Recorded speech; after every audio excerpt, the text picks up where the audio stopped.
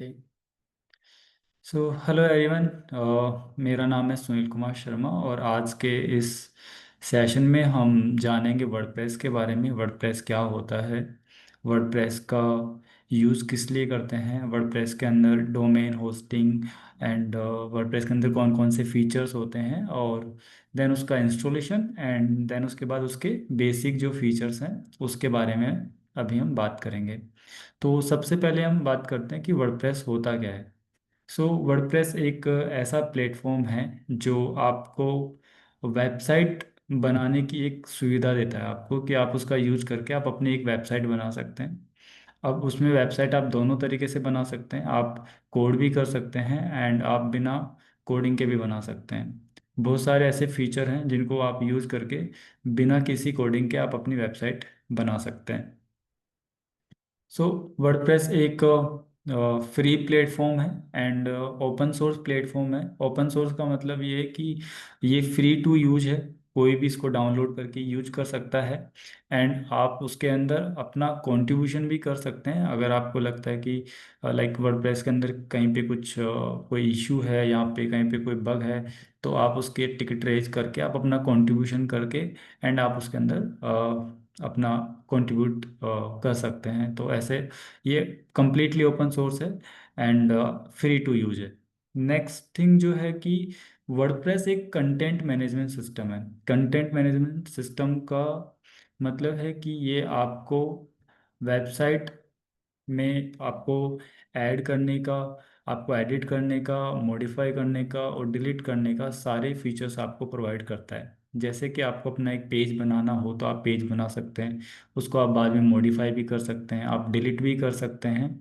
And अगर आपको लगता है कि नया पेज बनाना है, उसके अंदर कॉपी पेस्ट करना है, वो बहुत सारे फीचर ऐसे हैं जो आपको ये प्रोवाइड करता है। लाइक कंटेंट मैनेजमेंट सिस्टम ऐसा एक ऐसा सिस्टम है जो आपको आपकी वेबसाइट का कंटेंट मैनेज करने के लिए सारे फीचर्स प्रोवाइड करता है। अब आपकी वेबसाइट के अंदर जैसे इमेज है या फिर आपकी वेबसाइट के अंदर टेक्स्ट है, तो आप उस वर्डप्रेस के अंदर लॉगिन करके आप अपना वो वेबसाइट का टेक्स्ट मॉडिफाई कर सकते हैं। आप अपनी वेबसाइट का इमेज अगर कहीं पे लगा हुआ है उसको मॉडिफाई कर सकते हैं, उसको चेंज कर सकते हैं।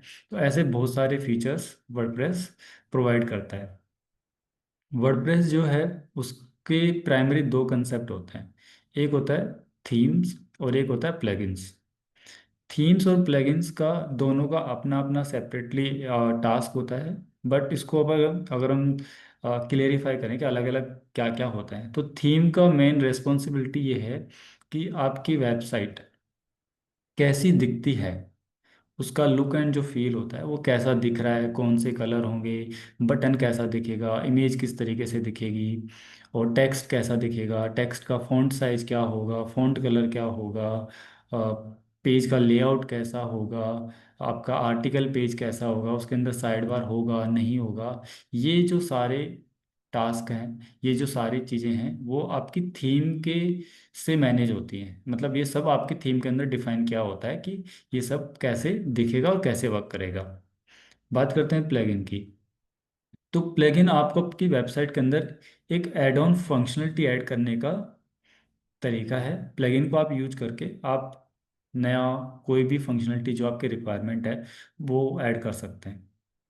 जैसे कि अगर आपको एक फॉर्म बनाना है तो आप एक फॉर्म का एक प्लगइन इंस्टॉल करके आप फटाफट से एक फॉर्म बना सकते हैं। ये बहुत बेसिक फीचर जो है मैंने आपको बताया। बट सोचो अगर आपको एक ई कॉमर्स वेबसाइट बनानी है, तो वर्डप्रेस के अंदर एक ऐसा प्लगइन है जिसको आप यूज करके आप ई कॉमर्स वेबसाइट बना सकते हैं, आप अपना ऑनलाइन स्टोर रन कर सकते हैं। इसी तरीके से और भी बहुत सारे प्लगइन्स हैं जिनका आप यूज करके आप अपनी वेबसाइट के अंदर फंक्शनलिटी ऐड कर सकते हैं। अभी हम बात कर रहे हैं ऑनलाइन स्टोर के बारे में, वेबसाइट के बारे में, इन सब के बारे में।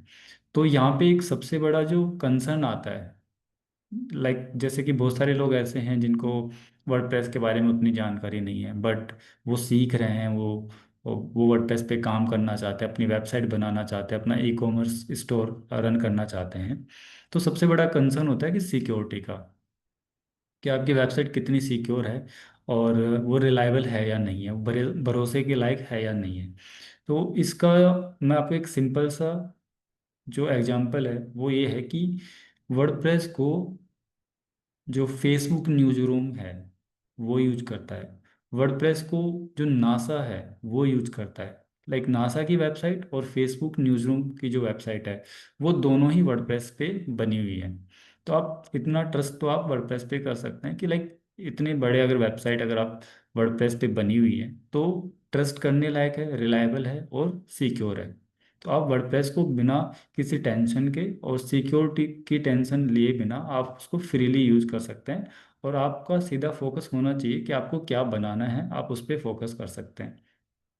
अभी मैं आपको बताने वाला हूँ कि वर्डप्रेस आप कैसे इंस्टॉल कर सकते हैं, एंड देन उसके बारे में उसके अंदर की जो डिटेल्स हैं उसके बारे में जानते हैं।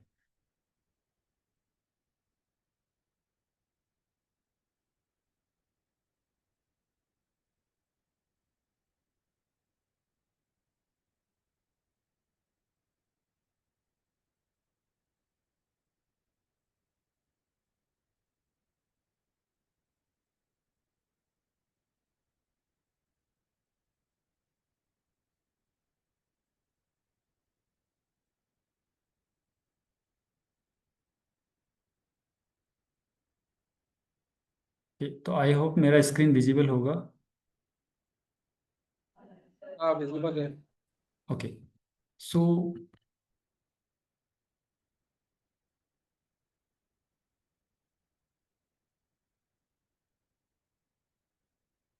ये मैंने वर्डप्रेस स्टूडियो इंस्टॉल किया हुआ है। अगर आपको ये इंस्टॉल करना है, अगर आपके पास ये इंस्टॉल नहीं है तो आप इसको यहाँ से डाउनलोड कर सकते हैं, developer.wordpress.com/studio। यहाँ से आप अपने सिस्टम के हिसाब से, लाइक आपके पास मैक सिस्टम है या विंडोज़ है, तो उसके हिसाब से आप यहाँ से डाउनलोड करके आप इसको इंस्टॉल कर सकते हैं। इंस्टॉल करने के बाद मैंने एक ऐड वेबसाइट पे क्लिक करके एक नई वेबसाइट क्रिएट कर ली है और उसको मैंने सर्वर अपना स्टार्ट किया है। स्टार्ट करने के बाद जब मैं इसका WP एडमिन ओपन करता हूँ तो मुझे कुछ इस तरीके का दिखता है। तो ये अपना वर्डप्रेस का डैशबोर्ड है, जहाँ पे आपको जहाँ से आप अपनी वेबसाइट मैनेज कर सकते हैं। लेकिन अभी आप URL में देख पा रहे होंगे कि एक अलग सा URL है, learn.wp.local। सो स्टूडियो जो है वो आपको कस्टम डोमेन सेटअप करने का ऑप्शन प्रोवाइड करता है, जिसके अंदर जब आप नई वेबसाइट क्रिएट करेंगे तो वहाँ पे आप अपना एक जो लोकल जो आपका सिस्टम है उस पे रन करने के लिए आपको एक डोमेन प्रोवाइड करता है। जैसे कि मैंने जब ये वेबसाइट ऐड करी थी तो मैंने वहाँ पे कस्टम डोमेन ये ऐड किया था, learn.wp.local। तो जिससे कि मैं ये वेबसाइट एक्सेस कर सकता हूँ। अब मेन कंसेप्ट आता है कि डोमेन और होस्टिंग होता क्या है। सो होस्टिंग वो जगह है जहाँ पे आपकी वेबसाइट का पूरा डेटा स्टोर हो रखा है, एंड डोमेन आपका वो एड्रेस है जिसके थ्रू आप अपनी वेबसाइट, जो कि एक होस्टिंग पे उस जिसका पूरा डेटा डला हुआ है, उसको एक्सेस कर पा रहे हैं। मतलब कि अगर आप और भी इसको सिंपल करें तो आपका जो घर है वो आपका होस्टिंग है, और जो आपका एड्रेस है वो आपका डोमेन है। मतलब अगर किसी को आपके घर पे आना होगा तो उसको आपके घर का एड्रेस पता होना चाहिए। इसी तरीके से अगर आपको किसी को आपकी वेबसाइट विजिट करनी है तो वो आपके डोमेन के थ्रू आपकी वेबसाइट विजिट कर पाएगा।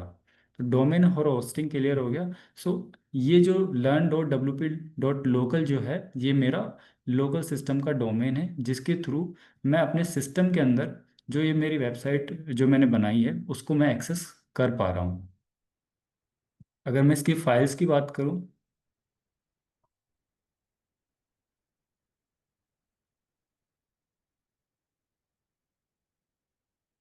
तो ये देखिए यहाँ पे ये सारी फाइल्स हैं जो कि जो कि वर्डप्रेस इंस्टॉल किया हुआ है जिसके अंदर, और जिनको मैं एक्सेस कर पा रहा हूँ इस URL के थ्रू, learn.wp.local। अब डैशबोर्ड की अगर हम बात करें तो डैशबोर्ड के अंदर बहुत सारे मेन्यूज हैं और उनका सबका अपना अपना काम है। तो सबसे पहले तो हम बात करते हैं डैशबोर्ड मेन्यू की। डैशबोर्ड मेन्यू के अंदर आपको क्विक इन्फॉर्मेशन होती है आपकी वेबसाइट के बारे में और कुछ वर्डप्रेस कम्युनिटी के बारे में। जैसे कि आपका वेबसाइट का हेल्थ स्टेटस आपको यहाँ मिल जाएगा, आपकी वेबसाइट के अंदर कितने पोस्ट हैं, कितने आपने वेबसाइट के अंदर कमेंट्स हैं, कितने पेजेस बनाए हुए हैं, और कौन सा वर्डप्रेस का वर्जन आप करंटली यूज कर रहे हैं, और कौन सी थीम आपकी वेबसाइट के अंदर इंस्टॉल है। उसके अलावा वेबसाइट पे जो भी कमेंट्स आए हैं उन सबका यहाँ पे लिस्टिंग होता है। अगर आप इधर साइड में देखेंगे तो यहाँ पे वर्डप्रेस के जो इवेंट्स होते हैं या वर्डप्रेस के रिगार्डिंग जो भी न्यूज़ होती है वो यहाँ पे आपको मिल जाती है। आप अपना यहाँ पे सिटी चेंज करके आप अपने सिटी की न्यूज़ भी देख सकते हैं। कुछ यहाँ पे क्विक क्विक ड्राफ्ट भी हैं, यहाँ से आप क्विकली एक पोस्ट क्रिएट कर सकते हैं ड्राफ्ट के अंदर। एंड देन आता है अपडेट। अपडेट के अंदर वेबसाइट के अंदर जो भी लाइक आपका वर्डप्रेस का वर्जन अपडेट आया है तो अब वो आप यहाँ से अपडेट कर सकते हैं। आपका प्लगइन अगर आपको अपडेट करना है तो वो भी आप यहाँ से कर सकते हैं। आपका थीम का अगर अपडेट है तो वो भी आप यहाँ से कर सकते हैं। सो फिलहाल हमारी वेबसाइट जो है वो अप टू डेट है, क्योंकि यहाँ पे कोई भी अपडेट अपने को नहीं दिखा रहा है। कोई भी प्लगइन जो है उसका भी कोई अपडेट नहीं है, और जो हमारी थीम है उसका भी कोई अपडेट नहीं है, सब अप टू डेट है। जब भी कोई नया अपडेट होगा तो वो यहाँ पे पूरा लिस्ट डाउन हो जाता है।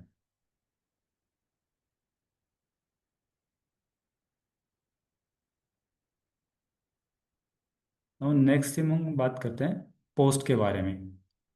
सो वेबसाइट के अंदर जब आप ब्लॉग बनाते हैं और उस ब्लॉग के अंदर अगर आपको आर्टिकल डालना होता है तो वो जो आर्टिकल हैं वो पोस्ट के थ्रू मैनेज होते हैं।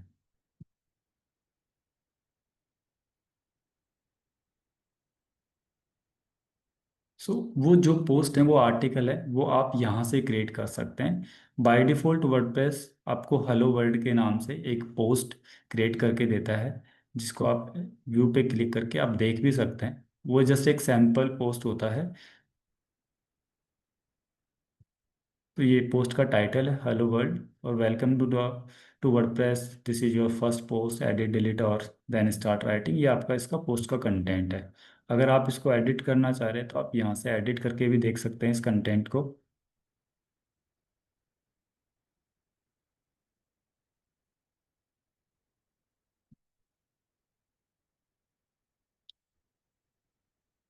लाइक ये टाइटल है और ये कंटेंट है। अब मैं अपनी रिक्वायरमेंट के अकॉर्डिंग अगर मुझे लगता है कि ये टाइटल सही नहीं है तो मैं इसको अगर मुझे चेंज करना है, मॉडिफाई करना है, तो मैं लिख सकता हूँ माई फर्स्ट मीटअप। ये कंटेंट है तो यहाँ पे मैं और भी कंटेंट इसके अंदर ऐड कर सकता हूँ। उसके अलावा और भी बहुत सारी फीचर्स हैं यहाँ पे कि लाइक आप अपनी पोस्ट का एक इमेज भी सेट कर सकते हो जिसे फीचर्ड इमेज के नाम से जानते हैं। उसके अलावा आपकी पोस्ट का स्टेटस, पब्लिश डेट, आपका पोस्ट का यूआरएल क्या होगा, किसने उसको बनाया, उसके लेआउट कैसा होगा, वो आप टेम्पलेट से डिसाइड कर सकते हैं। एंड उसके अलावा और भी बहुत सारे ऑप्शंस होते हैं, वो हम धीरे धीरे बाद में जानेंगे। तो जैसे मैंने माई फर्स्ट मीटअप ये मैंने टाइटल चेंज किया, तो अगर मैं इसको वापस व्यू पोस्ट करूँगा तो वहाँ पे भी ये चेंज हो जाएगा क्योंकि मैंने उस पोस्ट का ही टाइटल चेंज कर दिया है। नाउ नेक्स्ट थिंग जो आती है पोस्ट के अंदर कैटेगरी और टैग। सो कैटेगरी और टैग जो हैं ये दोनों ही जो है ये आपको ग्रुप करने के काम में आती हैं। फॉर एग्जांपल आप बहुत सारे आर्टिकल लिखते हैं जो कि फूड से रिलेटेड है, तो फूड जो हो गया वो आपका एक कैटेगरी हो गया। लेकिन फूड के अंदर भी बहुत सारे ऐसे ऑप्शन होंगे कि लाइक आपने लिख दिया, एक आर्टिकल लिखा जो कि स्ट्रीट फूड से रिलेटेड है, तो स्ट्रीट फूड आपका टैग हो सकता है। आपको आपके ऐसे और भी बहुत सारे टैग हो सकते हैं कि लाइक स्वीट्स, लाइक वेजिटेरियन, या फिर जो भी आपका उस आर्टिकल को रिप्रेजेंट करता हो। टैग का जो मेन पर्पज होता है वो ये होता है कि आपका आर्टिकल को वो रिप्रेजेंट कर रहा होगा कि आपका आर्टिकल किससे रिलेटेड है, और जो आपका कैटेगरी है वो आपको ग्रुप कर रहा होगा कि फूड से रिलेटेड सारे आर्टिकल मेरा फूड कैटेगरी के अंदर आएंगे। तो बेसिकली दोनों जो हैं वो ग्रुप करने के ही काम में आते हैं। देन मीडिया जो मेन्यू है, यहाँ से आपकी वेबसाइट के अंदर जो भी इमेज, जो भी वीडियो या जो भी फाइल आप यूज कर रहे हैं वो आपको सब यहाँ पे अपलोड करनी होती है पहले। एंड देन उसके बाद आप उसको यूज कर सकते हैं। तो वो सारा उसका मैनेजमेंट यहाँ से हो सकता है। आप उसको यहाँ से डिलीट भी कर सकते हैं। आपको इमेज के अंदर मॉडिफाई करने का, उनको एडिट करने का ऑप्शन भी आता है कि लाइक उनको आप क्रॉप कर सकते हैं और उनका आप ओल्ड टैक्स जो होता है वो आप मॉडिफाई कर सकते हैं, अपडेट कर सकते हैं। तो वो सारा जो काम होता है वो मीडिया के अंदर होता है। नेक्स्ट जो होता है वो है पेजेस। अब वेबसाइट के अंदर जो पेज होंगे वो सारे यहाँ से मैनेज होते हैं। अब थोड़ा सा एक कन्फ्यूजन है कि पोस्ट और पेज में डिफरेंस क्या है। पोस्ट जो है वो पूरा आपके ब्लॉग को मैनेज करने के काम में आते हैं। आर्टिकल जो नॉर्मल आर्टिकल है उनको वो सारे आप पोस्ट के अंदर लिखते हैं। लेकिन जो पेज है, पेज जब हम बनाते हैं तो ऐसा नहीं होता कि हम डेली पेज को अपडेट कर रहे हैं या वीकली पेज को अपडेट कर रहे हैं। पेज जनरली बहुत कम अपडेट होते हैं। मोस्टली इसके अंदर स्टैटिक कंटेंट होता है जो अपन ने एक बार बना दिया तो बहुत जल्दी और फ्रिक्वेंटली चेंज नहीं होता है। जैसे कि आपने अगर अबाउट अस का पेज बना दिया तो अबाउट अस का जो पेज है उसका कंटेंट डेली चेंज नहीं होता है। अगर आपने कॉन्टेक्ट अस का पेज बना दिया तो कॉन्टेक्ट अस का जो पेज है उसके अंदर जो कंटेंट है वो डेली चेंज नहीं होता है। लेकिन ब्लॉग पोस्ट आपकी रेगुलरली आप ऐड करते रहते हो। आप उसको डेली भी कर सकते हो, वीकली, मंथली, जो भी आपका फ्रिक्वेंसी है उसके हिसाब से आप ऐड करते रहते हो। तो ये एक मेजर डिफरेंस है। पेज आपका एक स्टैटिक इंफॉर्मेशन है, ब्लॉग के अंदर आप एक फ्रिक्वेंसी के अंदर आप नए ऐड करते रहते हो। देन नेक्स्ट आता है कमेंट्स।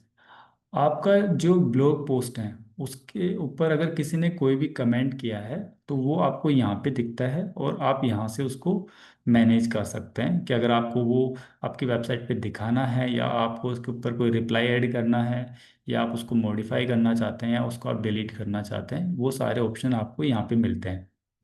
देन अपीयरेंस के बारे में। अब अपीयरेंस जो है वो जैसा कि मैंने पहले भी बताया था कि थीम जो होती है वो वेबसाइट का लुक एंड फील के लिए काम में आती है। तो अपीयरेंस जो मेन्यू है उसके अंदर उस लुक एंड फील से रिलेटेड ही सारे टास्क होते हैं। तो सबसे पहला कि आप यहाँ से थीम इंस्टॉल कर सकते हैं, नया थीम ऐड कर सकते हैं, पुराना थीम अगर जैसे कि बाय डिफ़ॉल्ट मेरे पास ये तीन थीम जो हैं 2025, 2024 और 2023, ये बाय डिफ़ॉल्ट जब मैंने वर्डप्रेस इंस्टॉल किया तो ये आती हैं। इनमें से अगर मेरा पहला जो थीम है वो एक्टिव है एंड देन दूसरा जो थीम है उसको मैं एक्टिवेट कर सकता हूँ या उसका लाइव प्रीव्यू भी देख सकता हूँ। सेम चीज़ जो थर्ड जो थीम है उसको भी मैं एक्टिवेट कर सकता है और लाइव प्रीव्यू भी देख सकता हूँ।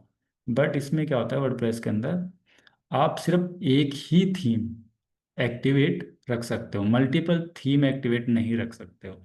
लेकिन आप मल्टीपल प्लगइन्स एक्टिवेट रख सकते हो क्योंकि वो फंक्शनलिटी है।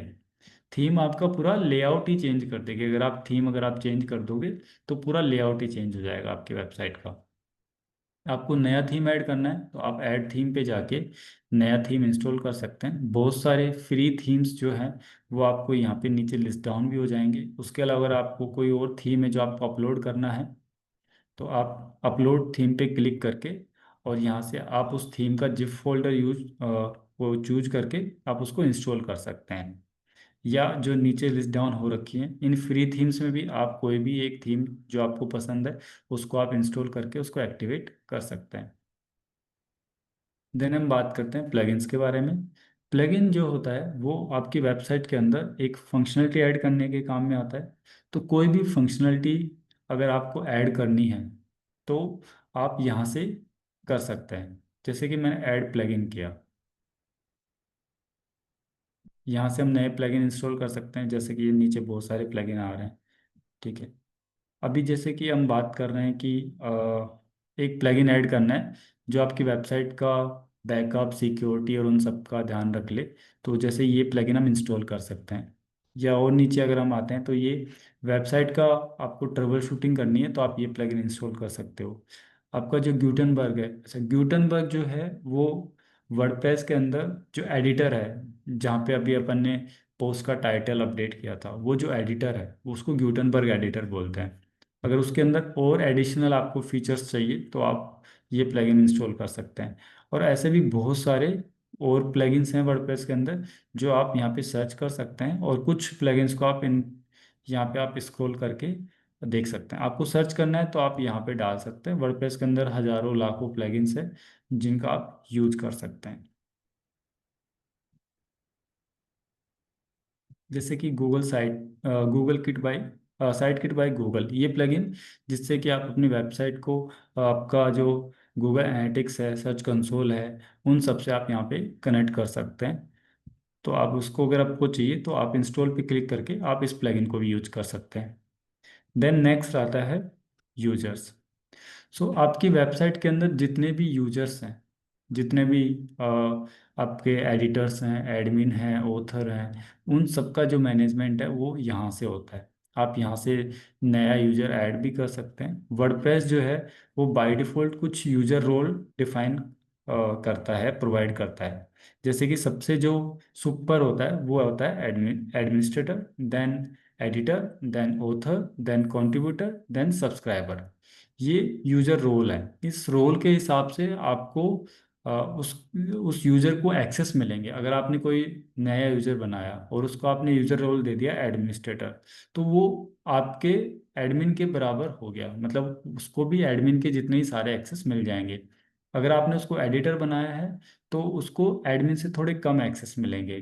देन अगर आपने उसको ऑथर बनाया है तो ऑथर को भी एडमिन एडमिन से कम मिलेंगे। देन फिर एडिटर से भी कम उसके अंदर एक्सेस मिलेगी। देन कंट्रीब्यूटर के पास और भी कम एक्सेस हो जाते हैं। एंड सब्सक्राइबर के पास ऑलमोस्ट ना के बराबर एक्सेस होते हैं। तो आप यहाँ से नया यूजर ऐड कर सकते हैं। अगर आपको कोई यूजर डिलीट करना है तो वो भी आप यहाँ से डिलीट कर सकते हैं। आप अपने यूजर का पासवर्ड भी चेंज कर सकते हैं। देन हम टूल्स की बात करें तो टूल्स के अंदर वेबसाइट का जो भी आपका डेटा है वो इंपोर्ट एक्सपोर्ट और उन सब के रिगार्डिंग टूल्स के अंदर सारे मेन्यूज अवेलेबल होते हैं। देन अगर हम सेटिंग्स की बात करें तो वेबसाइट के अंदर कुछ फंक्शनलिटीज जो जो होती हैं, जैसे कि आपका वेबसाइट का टाइटल कैसा दिखेगा, आपका फेव आइकन कैसा दिखेगा, आपका वर्डप्रेस का यूआरएल क्या होगा, साइट का यूआरएल क्या होगा, डेट का फॉर्मेट कैसा होगा, टाइम फॉर्मेट कैसा होगा, आपके कमेंट्स किस तरीके से बिहेव करेंगे, आपका वेबसाइट का यूआरएल स्ट्रक्चर कैसा होगा, और आपका जो कमेंट सिस्टम है, सॉरी मैंने कमेंट सिस्टम बता दिया, आपका वेबसाइट का होम पेज कौन सा होगा, ब्लॉग पेज कौन सा होगा, तो वो सारी सेटिंग्स आप यहाँ से कर सकते हैं। जर्नल के अंदर आप ये बेसिक सेटिंग्स हैं। देन उसके बाद आप राइटिंग में जाएंगे तो यहाँ से आप अपना डिफ़ॉल्ट कैटेगरी और वो सब यहाँ पे डिसाइड कर सकते हैं। देन रीडिंग के अंदर आपका होम पेज कौन सा होगा और आपका ब्लॉग पेज कौन सा होगा वो आप यहाँ से डिसाइड कर सकते हैं। आपकी वेबसाइट को सर्च इंजन पे दिखाना है या नहीं दिखाना है वो आप यहाँ से चूज़ कर सकते हैं। देन जो डिस्कशन है वो कमेंट्स को मैनेज करने के काम में आता है। देन मीडिया जो है वो आपका, जब भी आप कोई मीडिया फाइल अपलोड करते हैं तो उसको कितने साइजेस के अंदर आपको उसको क्रॉप करना है, उसका फोल्डर स्ट्रक्चर कैसे बनना है, वो सब यहाँ से मैनेज होता है। देन आपकी वेबसाइट की यूआरएल्स का क्या स्टाइल होगा, किस तरीके से वो दिखेंगे, वो आपको यहाँ से मैनेज कर सकते हो। तो बाय डिफ़ॉल्ट जो है ये वर्डप्रेस बहुत सारे प्रोवाइड करता है। इसके अलावा अगर आपको इससे भी हटके कुछ चाहिए तो वो आप एक प्लगइन डाल के या फिर आप कस्टम कोड करके वो आप अपनी रिक्वायरमेंट के हिसाब से मॉडिफाई कर सकते हैं। जनरली लोग पोस्ट नेम यूज करते हैं। पोस्ट नेम इसलिए यूज करते हैं कि ये एसईओ फ्रेंडली होता है। तो मैक्सिमम जो लोग हैं वो पोस्ट नेम यूज करते हैं। बट ये ज़रूरी नहीं है, ये कंपलसरी नहीं है कि आपको पोस्ट नेम ही यूज करना है। आप अपने हिसाब से कुछ और भी यूज कर सकते हैं जो भी आपको ठीक लगता हो।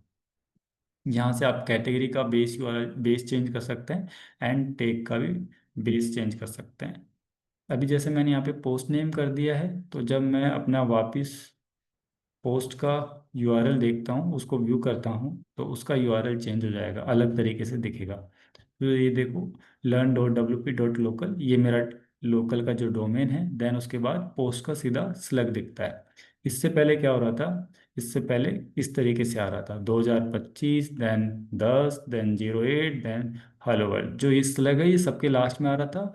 उससे पहले year, then month and then day, इस तरीके से दिख रहा था। तो वो ये इसका जो दिखने का जो चेंज हुआ है वो परमालिंक के थ्रू हुआ है, क्योंकि मैंने वो परमालिंक चेंज कर दिया, परमालिंक का स्टाइल चेंज कर दिया, मैंने दूसरा यूज कर लिया। बट यहाँ पे भी आपको एक चीज़ ध्यान रखने की ज़रूरत है, वो ये है कि आपका जो भी आपको यूआरएल स्ट्रक्चर रखना है आपके वेबसाइट के अंदर वो आप शुरू में ही डिसाइड कर लें।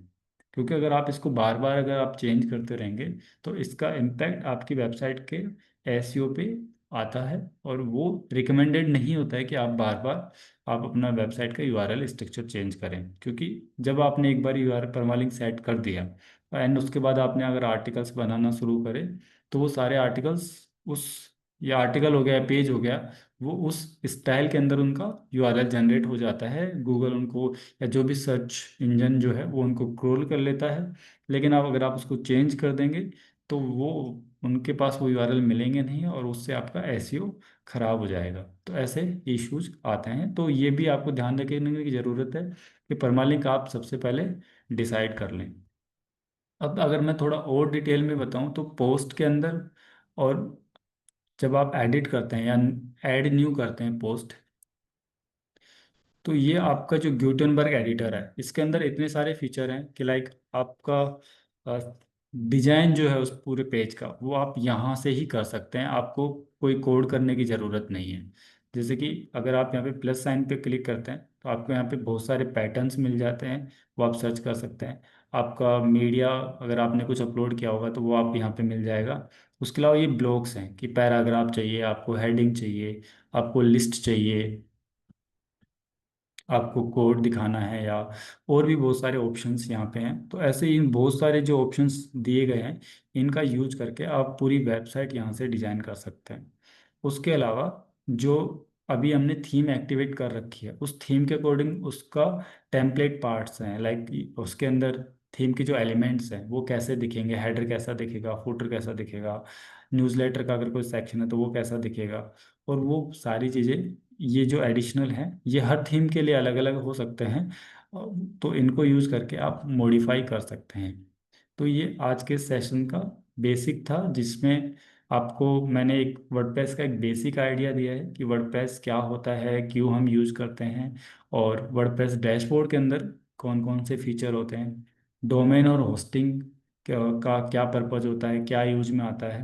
डोमेन और होस्टिंग के बारे में अगर मैं अपन थोड़ा और डिटेल में बात करें तो बेटर है कि दोनों आप एक ही जगह से लें। जो भी होस्टिंग प्रोवाइडर है, जो भी डोमेन प्रोवाइडर है, बहुत सारे पॉपुलर डोमेन होस्टिंग प्रोवाइडर हैं जिनको आप, जिनसे आप साइन अप करके आप अपना डोमेन और होस्टिंग ले सकते हैं। एक ही जगह लेने का बेनिफिट ये है कि आपको मल्टीपल जगह लॉगिन नहीं करना पड़ेगा आपको मैनेज करने के लिए।